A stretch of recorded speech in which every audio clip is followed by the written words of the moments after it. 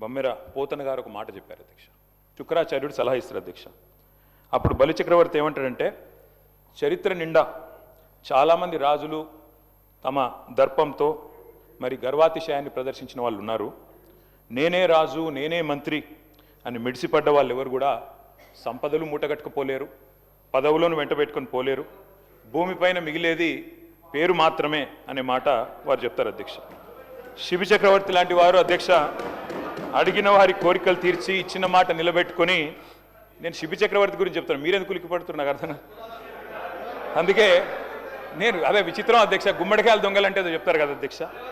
ఏమంటున్నారు, zero value చేశాను ప్రజల ఆస్తుల విలువ కొంతమందిది అని చెప్తున్నారు అధ్యక్ష. ఇవాళ జీరో వాల్యూ దేనికి ఉందంటే, ఈ రాష్ట్రంలో ముఖ్యమంత్రి గారు చేసిన తొలి సంతకానికి జీరో వాల్యూ, ముఖ్యమంత్రి గారు చేసిన సంతకం ఉన్న తొలి ఫైలుకు జీరో వాల్యూ, మీ గ్యారంటీ కార్డులకు ప్రజల దృష్టిలో జీరో వాల్యూ, మీ డిక్లరేషన్లకు ప్రజల దృష్టిలో జీరో వాల్యూ, మూసీలో మీరు ముంచుతున్న ఇళ్లకు కాదు అధ్యక్ష, విశ్వసనీయత కోల్పోయిన మీ ప్రభుత్వానికి ఇవాళ ఈ ప్రజల దృష్టిలో జీరో వాల్యూ ఉందని మాట నేను విజ్ఞప్తి చేస్తా ఉన్నా అధ్యక్ష. ఈ రెండున్నర సంవత్సరాల పాలనలో మాత్రం ప్రజలకు మాత్రం మిగిలింది పరిహాసమే అధ్యక్ష. ప్రతి సంవత్సరం పరిహాసనామ సంవత్సరమే అధ్యక్ష. ఉగాదులు వస్తున్నాయి పోతున్నాయి, కానీ ఊరించి ఓట్లు వేయించుకున్న గ్యారంటీలు మాత్రం ఇంటికి రావడం లేదు అధ్యక్ష.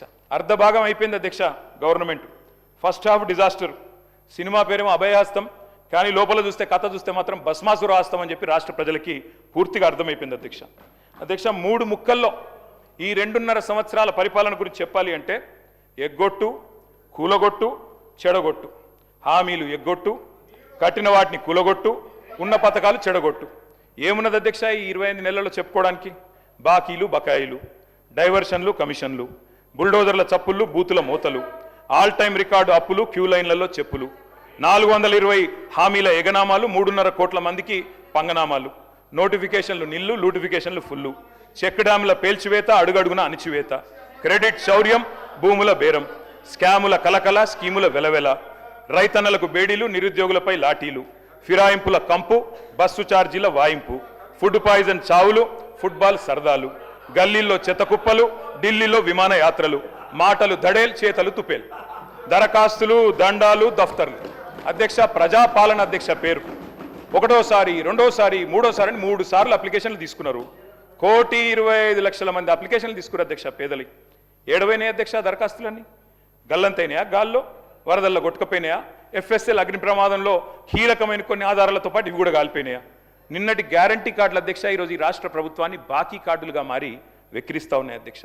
అధ్యక్ష, ఒకటి వాస్తవం, T20 వరల్డ్ కప్ మొన్న ఇండియా గెలిచింది అధ్యక్ష, కానీ 420 వరల్డ్ కప్ పెడితే మాత్రం వీళ్ళే గెలుస్తారు అధ్యక్ష, అది మాత్రం పక్క, అందులో అనుమానమే లేదు అధ్యక్ష. మీ మేనిఫెస్టో మీరే చదువుకోండి ఒకసారి, చదువుకొని చెప్పండి ఎన్ని పూర్తి చేశారు, ఎన్ని పూర్తి చేసినారు, ఎన్నిటికి బొందబెట్టినారు, ఎన్నిటిని మంగళం పాడినారు, ఒకసారి చెప్పండి. ఈ మధ్యన ముఖ్యమంత్రి గారు మాట్లాడుతూ ఒకటి చాటు చెప్పారు అధ్యక్ష, నేను కర్ణుడు లాంటి వాడిని అని చెప్పాడు అధ్యక్ష. కరెక్టే అధ్యక్ష, ముఖ్యమంత్రి గారు నిజంగానే కర్ణుడు లాంటి వాడు. ఎన్నికలకు ముందేమో దాన వీర శూర కర్ణ, ఎవరు ఏది అడిగినా ఓకే, ఇది అంతే ఇదంతే, మీకు ఇంతిస్తా అంతిస్తా. ఇప్పుడు ఎన్నికలు అయిపోయినాక మాత్రం ఓట్లు పడ్డాక అధ్యక్ష కుంభకర్ణ, పత్తాలేడు అధ్యక్ష. ఎన్నికలకు ముందు దానకర్ణ, ఇప్పుడు మాత్రం కుంభకర్ణ అయిపోయింది అధ్యక్ష. అధ్యక్ష, ఇదేదో నా కవిత్వం కాదు అధ్యక్ష, ఇదిగో మీ కాంగ్రెస్ పార్టీ ప్రచురించిన బ్రహ్మాండమైన ఫుల్ పేజ్ అడ్వర్టైజ్మెంట్ అధ్యక్ష. 6 గ్యారంటీల మీద ఏం చెప్పారు అధ్యక్ష ఇందులో? నేను చదివినిపిస్తా అధ్యక్ష. ప్రతి కుటుంబానికి ఇగో ఫస్ట్ ఆఫ్ ఆల్ 100 రోజుల్లో నెరవేరుతుంది ప్రతి గ్యారంటీ. 100 రోజుల్లోనే అధ్యక్ష. అదే సినిమాలకు శతదినోత్సవం చేసినట్టు ప్రభుత్వం వచ్చిన 100 రోజుల్లోనే అన్ని గ్యారంటీలు నెరవేరుస్తాం. ఇంకోటి చెప్పారు అధ్యక్ష ఇందులో గంభీరమైన మాట, కాంగ్రెస్ గ్యారంటీలతో అందే ప్రయోజనాల విలువ 2,50,000 ప్రతి సంవత్సరం ప్రతి కుటుంబానికి.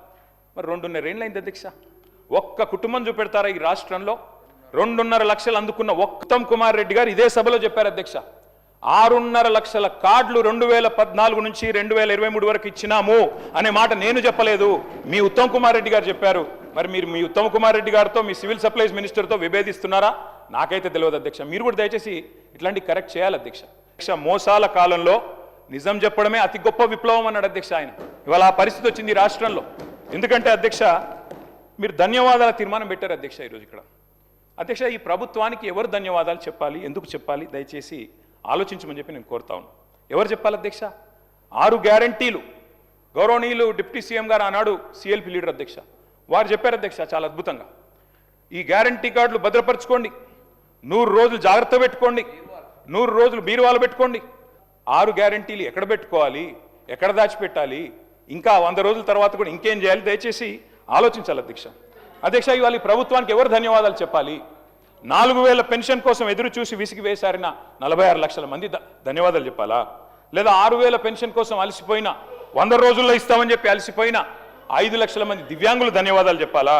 యూరియా బస్తాల కోసం లాఠీ దెబ్బలు తింటున్న 72 లక్షల మంది రైతులు ధన్యవాదాలు చెప్పాలా? లేదా నెలకు 2,500 ఇస్తామని చెప్పి నెలకు 2,500 ఇస్తామని చెప్పి 1,68,00,000 మంది ఆడబిడ్డలకు మీరు ఏదైతే వాగ్దానం ఇచ్చారో మరి వారు ధన్యవాదాలు చెప్పారా? ఎవరు చెప్పాలి అధ్యక్ష? మీరు జారీ చేసిన జీవోలు 19,000, మీరు వెబ్సైట్లో పెట్టింది 3,290, దాచిపెట్టినవి 15,774. ఇదేనా అధ్యక్ష పారదర్శకత? నేనేదో మాట్లాడిన గవర్నర్ ప్రసంగంలో ఇదా పారదర్శకత? 15,774 జీవోలు దాచిపెట్టి ప్రజాపాలన అసలు రంగు. నేతి బీరకాయల నెయ్యి ఎంత ఉంటుందో ప్రజాపాలనలో పారదర్శకత కూడా గంతే ఉన్నది సార్. నడుస్తుంది కదా, ఈ సోషల్ మీడియాని ఏదైనా చేసి పిసికి పారేస్తే అయిపోతుందని చూస్తున్నారు అధ్యక్ష. కానీ వాస్తవం ఏంటంటే అధ్యక్ష, సోషల్ మీడియా ఒకరి కంట్రోల్లో ఉండదు అధ్యక్ష. ఇది ప్రపంచవ్యాప్తంగా ఉంటారు వాళ్ళు. మరి ప్రభుత్వం మీద ప్రజల మీద తప్పకుండా వారు చెప్తూనే ఉంటారు అధ్యక్ష. ఎవరు చేసినా ఏమన్నా కూడా వాస్తవం వాస్తవమే అధ్యక్ష. థామస్ జెఫర్సన్ గారు ఒక మంచి మాట చెప్పారు అధ్యక్ష, అందరూ వినాలి. When the government fears the people, there is liberty. But when the people fear the government, there is a tyranny. అంటే నియంతృత్వ పోకడలు మంచిది కాదు, ఒక రీట్వీట్కి 20 రోజులు జైల్లో పెట్టే పద్ధతి మంచిది కాదు అని చెప్తా ఉన్నాం అధ్యక్ష. అధ్యక్ష, ఎట్లా ఉందంటే అధ్యక్ష వీళ్ళ పరిస్థితి, వీళ్ళేమో ఫీజు రీంబర్స్మెంట్ అడిగితే కాలేజీలను బెదిరిస్తారు, జర్నలిస్టులనేమో బట్టలిప్పి కొడతామంటారు, విలేకరులను పల్లపల్ల చెంపల వల్ల కొట్టాలనిపిస్తుంది అంటారు. జర్నలిస్టుల మీద అంత కోపం మీద మాకు తెలియదు. అప్పుడెప్పుడో శ్రీశ్రీ గారు చెప్పారు, అగ్గిపుల్ల కుక్క పిల్ల సబ్బు బిల్ల కాదేది కవితకు అనర్హం అన్నట్టు. ఇవాళ ఈ పరిపాలన ఎట్లా ఉందంటే కాంగ్రెస్ పార్టీది, ఎక్కడ చూసినా కుంభకోణాలే సార్. భూగర్భంలో బొగ్గులో గోల్మాల్, నదీ గర్భంలో ఇసుకలో గోల్మాల్, రాలిపడే బూడిదలో గోల్మాల్, లిక్కర్ బాటిల్ మూతల మీద గోల్మాల్, కంచే గచ్చిబౌలి భూముల్లో గోల్మాల్, అమృత్ సార్. అధ్యక్ష, నాకు మదన్ అంటే మదన్ నాకు పాత మిత్రుడే అధ్యక్ష. కాకపోతే మా సోదరుడు ఇవాళ ప్రభుత్వంలో డొల్లతనాన్ని బయటపెట్టినందుకు మదన్ గారికి కూడా నేను అభినందనలు చెప్తా ఉన్నాను అధ్యక్ష. ఎందుకంటే రాష్ట్ర ప్రభుత్వం డబ్బులు ఇవ్వట్లేదు అని చెప్పి వరల్డ్ బ్యాంకు ఉత్తరం రాసింది సార్ మదన్ మోహన్ రావు గారు. 100 కోట్లు నిధులు ఇవ్వండి, మాకు వరల్డ్ బ్యాంక్ నిధులు ఇవ్వండి అని మదన్ మోహన్ రావు గారు ఉత్తరం రాసిండ్రు. మా సోదరుడు నేను అభినందిస్తున్నా సార్, అభినందిస్తున్నా మదన్. ఆగోయింది కూసో. అయితే అధ్యక్ష ఎట్లా ఉందంటే అధ్యక్ష, ఇవాళ హైకోర్టు ఈ మధ్యన తీర్పిచ్చింది అధ్యక్ష.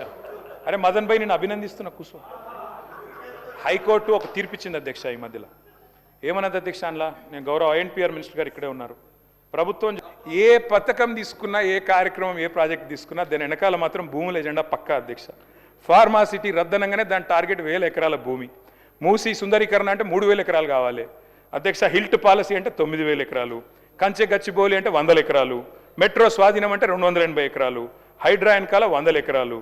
మొత్తం భూముల చుట్టే పరిభ్రమిస్తున్నది అధ్యక్ష ఈ ప్రభుత్వం. ఒకటి కాదు అధ్యక్ష, ఆధ్యాత్మిక కేంద్రాలకు శారదా పీఠానికి ఇచ్చిన 2 ఎకరాల భూమి కేసీఆర్ గారు ఆనాడు కోకాపేటలో ఇస్తే మా హరీష్ రావు గారు వెళ్ళి గొడవ చేసేదాకా దాన్ని కూడా రద్దు చేసి పారేసినారు అధ్యక్ష.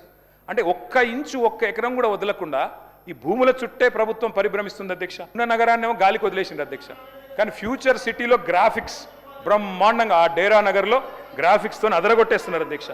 అధ్యక్ష మొన్న ఖమ్మం పోయినాం అధ్యక్ష. మేము ఖమ్మం పోయాం అధ్యక్ష. అక్కడ ఏమైనా ఇరాన్ వాళ్ళు ఎవరైనా బాంబు వేశారా లేకపోతే ఇజ్రాయిల్ వాళ్ళు బాంబు వేశారా అనుకున్నాం అధ్యక్ష. కానీ ఈ ప్రభుత్వం వచ్చినాక ఇచ్చింది ఒకటే అధ్యక్ష, గృహ మీద యాగం జరుగుతున్నది.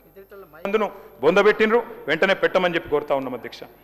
హైదరాబాద్లో ఇద్దరు మంచిగా సుఖంగా సంతోషంగా ఉన్నారు అధ్యక్ష. ఫ్రీడమ్ ప్రజాపాలన ఎంజాయ్ చేస్తుంది ఇద్దరు అధ్యక్ష. ఒకటి దొంగలు, 2 దోమలు అధ్యక్ష. దొంగతనాలు పెరిగినాయి హైదరాబాద్లో, క్రైమ్ రేట్ పెరిగింది. నా లెక్కలు కాదు గవర్నమెంట్ లెక్కలు. అట్లాగే దోమలు అధ్యక్ష. అధ్యక్ష ఇదివరకు హైదరాబాద్లో ఒకటే ఒక ప్లేస్ ఉంటుండే, దాని పేరు దోమలగూడ అధ్యక్ష. ఈ మధ్యన మా శ్రీధర్ బాబు గారి నాయకత్వంలో కొన్ని మంచి స్ట్రీట్స్కి పేర్లు పెట్టినారు అధ్యక్ష. ఒకటి మన్మోహన్ సింగ్ గారు పేరు పెట్టారు, ఒకటి డొనాల్డ్ ట్రంప్ గారు పేరు పెట్టారు. ఆహా అధ్యక్ష, మీరు పెట్టాల్సింది ట్రంప్ గారి పేరు, మన్మోహన్ సింగ్ గారి పేరు కాదు శ్రీధర్ అన్న. మీరు పెట్టాల్సిన పేర్లు ఏంటంటే దోమలగూడ, దోమల హిల్సు, దోమలాబాదు, దోమల పూలు, దోమల గుట్ట. ఈ పేర్లు పెడితే కరెక్ట్గా సెట్ అవుతుంది మీకు. ఎందుకంటే మొత్తం నగరంలో దోమలు, విష జ్వరాలు, ఫాగింగ్ చేసే దిక్కు లేదు, గుర్రపు డెక్క తీసేవాడు లేడు. మున్సిపల్ మంత్రి, ముఖ్యమంత్రి గారు మరి వారేం చేస్తున్నారు, మీరేం చూస్తున్నారు, మీ ఇన్ఛార్జ్ మంత్రి గారు నాకు తెలియదు. నేను మిమ్మల్ని అంటలేను సార్ అటంటూ. కాబట్టి ఈ రకమైన పరిస్థితి హైదరాబాద్లో ఉన్నది అధ్యక్ష. అధ్యక్ష ఎట్లా ఉందంటే అధ్యక్ష, ఇంకా విచిత్రం అధ్యక్ష, ఈ మధ్యన యూరియా ఇచ్చే ఆలోచన లేక, యూరియా ఇచ్చే మరి ప్రణాళిక లేక, షాపులో ఇవ్వాల్సిన యూరియా యాప్ ద్వారా ఇస్తామంటున్నారు అధ్యక్ష. యాప్లో ఎప్పుడు ఉంటుంది అధ్యక్ష? షాపులో ఉంటేనే కదా అధ్యక్ష యాప్లో ఉండేది. 1 కోటి మంది కోటీశ్వరులు అవుతే $100 ట్రిలియన్ అవుతుంది కదా అన్న. తప్ప శ్రీధర్ అన్నది మీరు 4 కాదు తప్పేసిండ్రేమో గవర్నర్ ప్రసంగంలో, $4 ట్రిలియన్ తప్పు చెప్పించిండ్రేమో, 100 ట్రిలియన్లు అని చెప్పించేది ఉండే. గవర్నర్ ప్రసంగంలో ఎట్లయితే ఐటీ నెంబర్స్ తప్పైనాయో ఇది కూడా తప్పైందేమో చూసుకోండి అని చెప్పిన, అది కూడా తప్పైనా గంత ఆవేశం ఎందుకు? గౌరవ డిప్యూటీ సీఎం గారు ఒక మాట అన్నారు అధ్యక్ష, 40,000 కోట్లు కాదు 57,000 కోట్లు వడ్డీ లేని రుణాలు ఇచ్చామన్నారు. అంతే కదా సార్ మీరు చెప్పింది? 57,000 కోట్ల వడ్డీ లేని రుణాలు ఇచ్చామని ఆన్ రికార్డ్ ఇప్పుడు డిప్యూటీ సీఎం చెప్పారు. Sir, I challenge the honourable deputy CM. ఆయన చెప్పిన మాట వాస్తవం అయితే, 57,000 కోట్ల వడ్డీ లేని రుణాలు ఇచ్చిన మాట వాస్తవం అయితే ఆర్డర్ కాపీ చూపెట్టమనండి. ఇక్కడే రాజీనామా చేసి నేను శాశ్వతంగా, లేదంటే వారు రాజీనామా చేయాల్సి, తప్పుడు ప్రచారం చేసినందుకు, సభను తప్పుదోవ పట్టించినందుకు వారు రాజీనామా చేయాలి. ఎక్కడిచ్చారు అధ్యక్ష 57,000 కోట్ల వడ్డీ లేని రుణాలు? ఈ రకంగా సభను, రాష్ట్ర ప్రజల్ని, రాష్ట్రంలోని మహిళల్ని కించపరుస్తుంది మీరు. ఒక మహిళా మంత్రి గారి ఇంటి మీదకి ఎందుకు పంపించారు ముఖ్యమంత్రి గారు పోలీసు వాళ్ళని అడిగాను. తప్పే ఉంది అందులో, నేను చెప్పడం కాదు కదా, గౌరవం ఉందంటే అడిగాను.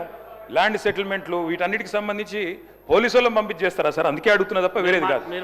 పోచమ్మ పొతం చేస్తే మైసమ్మ మాయం చేసిందంట అధ్యక్ష. అట్లుంది ఈరోజు ఈ ముఖ్యమంత్రి గారి వ్యవహారం. ఆర్థిక కానుకలు ఇస్తామని ఆశపెట్టి ఓట్లేయించుకొని ఉన్నాయే కొట్టిన అధ్యక్ష. ఇయ్యాల ఏ ఒక్క గ్రామంలోనన్నా ఈ రోజు వరకు ఈ రాష్ట్రంలో రుణమాఫీ జరిగింది అని మీరు రుజువు చేయగలిగితే అదే గ్రామంలో నేను నా రాజీనామా పత్రం ఇచ్చిపోతా, లేకపోతే మీరు రాజీనామా చేస్తారా అని నేను అడుగుతా ఉన్నాను అధ్యక్ష. ఇటు రైతుకు దిక్కు లేదు, అటు కౌలు రైతుకు దిక్కు లేదు, ఇద్దరు కూడా ఇవాళ ఆకాశం వైపు చూస్తూ ఉన్నారు అధ్యక్ష. బోనస్ గురించి గొప్పగా చెప్పారు మా మిత్రులు, నిన్న గవర్నర్ అడ్రస్లో చెప్పారు అధ్యక్ష. ఇది కాంగ్రెస్ పార్టీ మేనిఫెస్టో, దీని రచయిత శ్రీధర్ బాబు గారు అధ్యక్ష, చైర్మన్. వారు అందులో రాసింది అధ్యక్ష ఆనాడు, ఒక్క వరి గురించి కాదు, రచయిత సార్ మీరు. స్కూల్ ఉండాలంట, గురుకులాలు ఎత్తేయాలంట. ఇది మీ విద్యా విధానం అంటే మీ మనసులోని ఆలోచనని ఈ రకంగా ఏదైతే రాష్ట్రంలోని పేద బలహీన వర్గాల విద్యార్థులు ఉన్నారో వారిని ఇబ్బంది పెట్టి ఆలోచన చేస్తూ ఉన్నారు.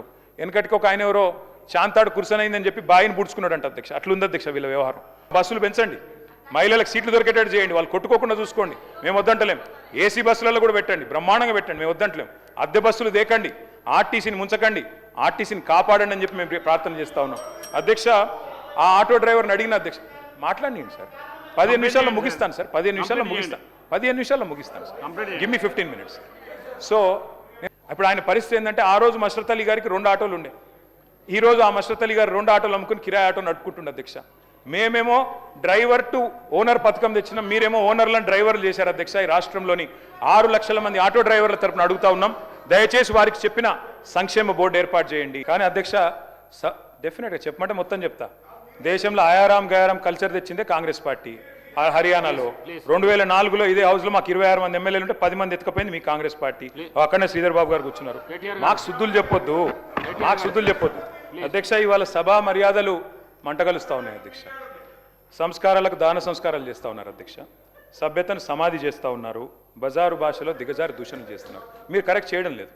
ముఖ్యమంత్రి స్వయంగా అక్కడ నిలబడి బడివే అని మాట్లాడితే మీరు కరెక్ట్ చేయలేదు. దయచేసి సవరించుకోవాలని కోరుతా ఉన్నాం.